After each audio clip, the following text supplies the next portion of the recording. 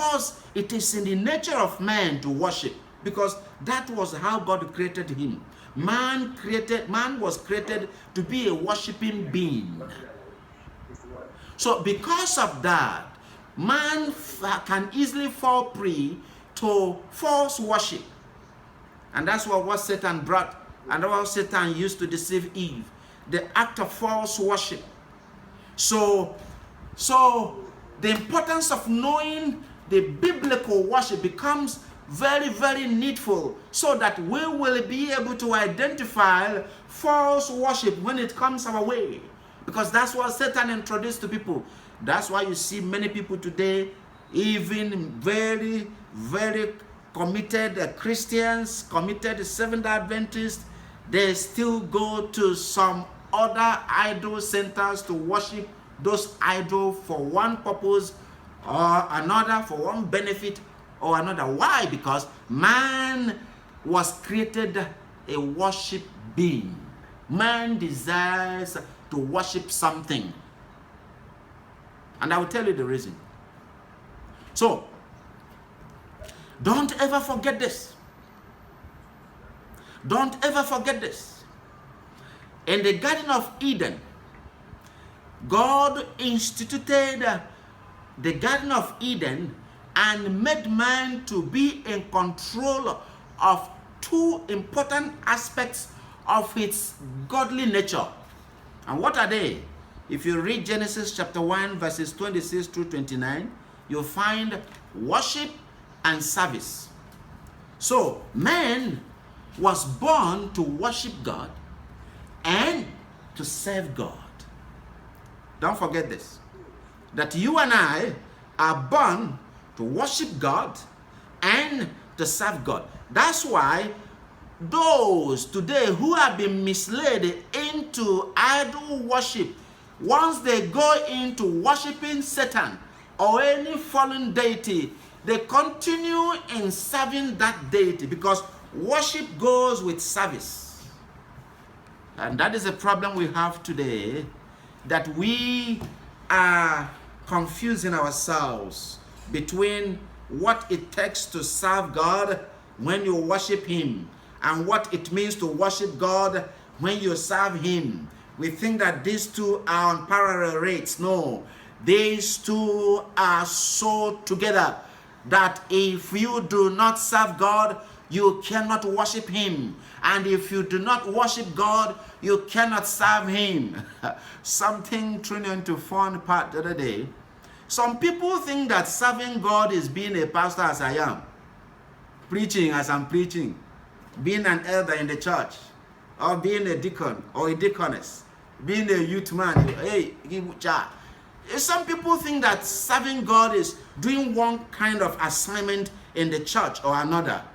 No, those are assignments. Those are religious assignments. Those are spiritual assignments. Anyone can do them without worshiping God. You can do those assignments still worshiping Satan. So talking about service, we will understand what serving God means. All right, but before we go into that, there are 10 major worship experiences in the Bible. 10 major worship experiences in the Bible. And as I go through these 10 worship experiences, I will wish that you please follow the explanations very, very keenly and write down points that may form your question after this message. Because if you follow it well, you find out that in each of these major worship experiences, there was an important link, connectivity between the worshipped and the worshipper. In each of them, something really connected the worshipped and the worshipper. So that's where you put yourself in that realm to find out whether today, as you worship God as a Seventh-day Adventist, if something is really connecting you and God, if there is a connectivity between you, between me and God, if you can trace something linking you and the one you worship, or you just congregate alone for fellowship, Major worship experience number 1 is found in Genesis chapter 1 verses 1 and 2. In the beginning, God created the heavens and the earth. You read down the story down, you find out at the Garden of Eden, God created man on the 6th day and rested on the 7th day.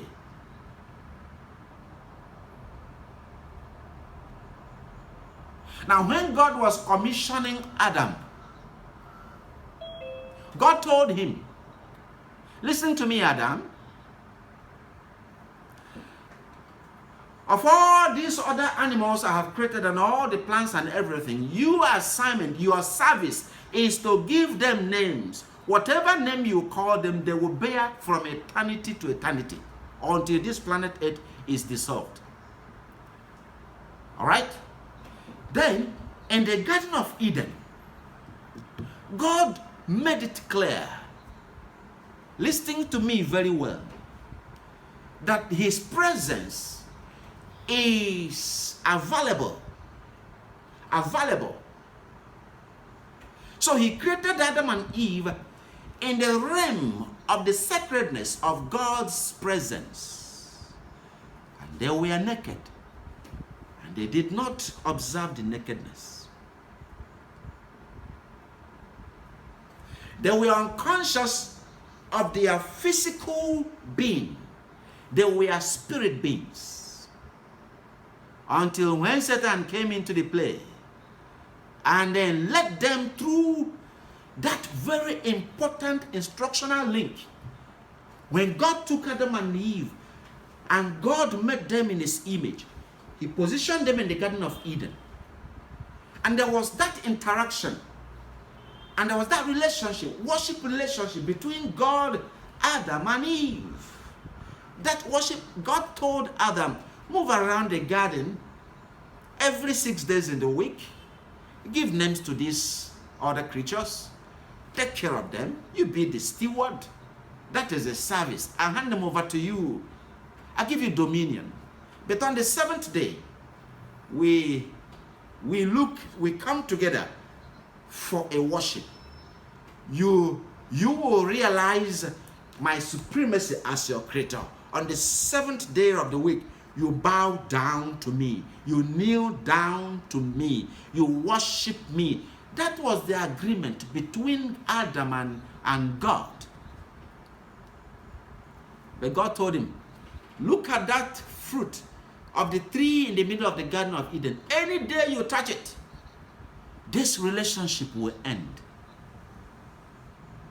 So, in the worship covenant that God instilled in Adam and Eve in Garden of Eden, you find that the major connecting point between God and Adam was obedience. The day you touch of the fruit of that tree, you will surely die. You will die. And when you die, you have no knowledge of me again, because you will die in sin. Now pay attention to this. So that worship relationship was strongly covenanted in obedience. Man obeying his creator and keeping to that instruction, the creator expecting man to continue in that obedience. And that was what Satan fought and succeeded. That is worship experience number 1. After that, in Genesis chapter 4, another worship experience was tested when sin had come. But at this point, there was need for the sampling of obedience in the man, the offsprings of Adam, about the God their father worships, between Cain and Abel. And God called them to come and worship him. Listen to that. God's instruction was, take what you produce and worship me. God was trying to create a worship relationship between the sons of Adam and Eve. though that there have been a fall, and then they have been sent out from the Garden of Eden. But don't forget, immediately after that, that was why this opportunity came to Adam, to Cain and Abel. God quickly came immediately and then slaughtered an innocent lamb, and then used it to cover Adam and Eve. That was the privilege of salvation. So that extension was given to Cain and Abel. What happened? When the two of them were exposed to that act of worship, Abel obeyed God. He listened to God's instruction, and Cain disobeyed God. And you know the story. So if you find that in that worship relationship, what was a very strong and powerful link there was obedience. To that of Adam and Eve in the Garden of Eden with God, it was obedience. To that of Cain and Abel, it was obedience. The one who obeyed was accepted. His own worship was accepted. Don't forget, at the beginning I mentioned to you that worship is about attitude and act. So when in the Garden of Eden, God told Adam and Eve, don't touch the fruit of that tree. That was an act. Don't touch it. The attitude was to be reflected in the process of obeying the word of the Creator, the Father. As Satan came and struck on that. That's why what Satan attacks today in our life is the attitude of godliness and the act of obedience. So in the first worship link, what was disconnected was obedience. In the second worship link, what was disconnected was obedience. Obedience will be cut off, and the moment it's cut off, that worship link is cut off, and man is on his own, and God is on his own. A man lives in lust, a man lives in formalism, a man lives in doing all that he wants or she wants to do. Even some, we do them in the name of God. Okay, the third major worship experience took place in Genesis chapter 7 verses 1 to 7. Between Noah and his generation. You know the story. But I want you to follow something down lane as we go through these 10 major worship experiences. And you will tell me what was the common denominator. So that you know where you are today. I know where I am today. I know when you are following Pentecostal worship, when you are following Orthodox worship, when you are following Catholic worship, when you are following whatever new generation worship, you check very well whether those practices agrees with the biblical worship. And that is my concern today. And to those who are listening, and to those who will listen, biblical worship is different from Catholic worship. Is different from Pentecostal worship. Is different from Orthodox worship. Let's check through the major worship experiences in the scripture. You'll find the similarity. And you will come back to the scripture, you compare for yourself. Okay? God called Noah. I found favor, oh my dear son, in your sight. You are a very good man. I tell you what will save your generation. Go build an ark. Call those who will follow you. Those, whoever will want to follow you and build the ark will be saved from the deluge that is coming. Two things are there. Attitude and act. What was the attitude? God saw an attitude of reverence, loyalty to God. And God picked him because of the attitude. And he gave him an act. The worship was consummated in that practical attitude and act. And Noah went out, called those he could call. For so many years he was preaching. He was talking to people. It was only his family members that could believe in him.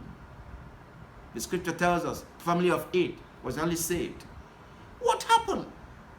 There was a worship link of obedience. Whosoever will contribute, will be part of building the ark, is obeying not Noah, but God. And that is a root of salvation. The moment you keep to that instruction, you are following a humble approach of reverence to a higher being. You are following a humble approach of showing your loyalty to a higher being. You are obeying. You are showing that obedience to a higher being. So that link was cut off. There was no obedience. It was only Adam, it was only Noah and his family members that kept the instruction and they obeyed. And there was that cordiality, there was that reference of worship. Now the fourth major worship experience is recorded in Genesis chapter 11. If you read from verse 1 to 4, and what happened at the Tower of Babel? Tower of Babel. Everybody came together. You know the story of Nimrod and his mother Semiramis. I'm not going into that, but I'm looking at that worship that could struggle to build a tower to heaven. They all agreed. They came together. There was an act of obedience amongst each of them. Oh, bring cement. Oh, bring mortar. Oh, bring block. Oh, bring stick. Oh. Everybody was working together. There was that obedience. When God saw that obedience amongst them was raising a structure to heaven, God confused that obedience. They could not obey each other again by confusing their language.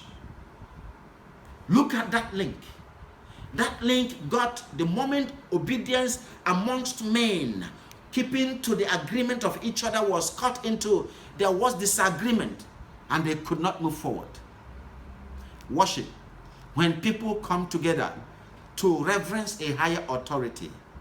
Now the fifth one took place in 1 Kings chapter 18, verse 20 to 40, between Elijah and the prophets of Baal. You read that scriptures, you find the worship that transpired there. Which God is supreme? That was what was for. The supremacy of God, the creator God, or the supremacy of Baal, of Beelzebub. That was the battle between the two prophets. And there was that instruction. Call your God. I will call my God. Which of these gods that come to consume these sacrificial materials with fire shall be the God? When the people worship, each of these two groups of worshippers use their different approaches. The Baalistic worshippers use their different approach, their noisy approach, their Pentecostal approach. You see, that's why we're looking at the biblical type of worship which must be followed.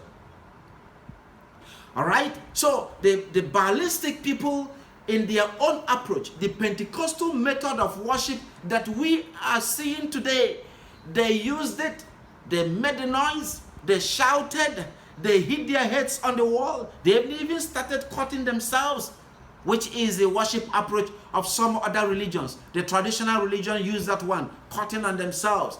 They did everything.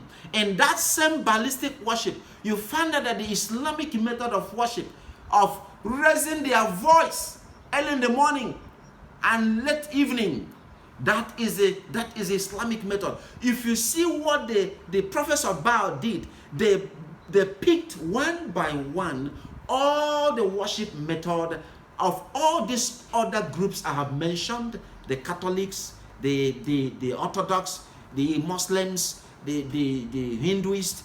They picked the traditionalists. If you check in what the prophets of Baal did, they picked on all these approaches one after another. But that was not Elijah's approach. The biblical approach of worship, when it was time for Elijah to call his God, he did two things. Number one, he looked up to heaven. Number two, he prepared the environment, the altar, very well. He equipped the altar very well to prove to those other people, to his opponents, that the God we worship is a God that answers prayer, a God that is omnipresent. Omnipresent. He doesn't need shouting. He doesn't need noise. He doesn't need cutting yourself. He doesn't need sacrifice. The moment Elijah finished putting every doubt off from the people that there is a God who answers prayers, he called him, Lord, it's time for you to come and consume this sacrifice, a gift. Because Elijah kept to the instruction that God has given to him. He followed the instruction, the principles of worship, of biblical worship. Quickly, God appeared in a fire and consumed all that was on the altar. Special worship experience. You see how the Baalists did this? You see how Prophet Elijah did this? Now in Exodus chapter 3, verses 2 to 6, there was this worship that consummated between Moses and God in the burning bush. Also follow this worship experience very well. Moses was watching, and as he's watching, he was seeing a burning bush. He was so disturbed, he was touched. Curiously, he wanted to find out what was happening. As he was approaching that tree, God called him by his name and said, "Oh Moses, stop there. For where you're standing is a holy ground. Off your sandals." And quickly he did that. Now look at that. God instructed Moses. God gave Moses a command. Where you are is a holy place. Remove your sandals and listen to me. There was that obedience and the worship relationship between God and Moses and the burning bush. Obedience was traced. It was not caught. There was that of obedience between God and Elijah. It was not caught. At the Tower of Babel, obedience was there, but it was caught. And you see how this confusion came amongst them. So Moses quickly removed the shoes and he partook in that act of worship. He showed obeisance to God. He bowed down to him. And as he was bowing down his head long, God spoke to him and gave him the assignment. Worship. Now in Exodus chapter 32 verses 1 to 4, there was a worship at Mount Sinai. You can read that. That was another worship that relates to that of the people of Babel. The children of Israel decided to turn their backs to God and not to face the God of the molded golden calf. What happened? They now shifted their loyalty. They shifted their obedience. Oh, we don't know if Moses will come back again. Moses has stayed too long where he went. Can you please construct a golden calf for us to worship?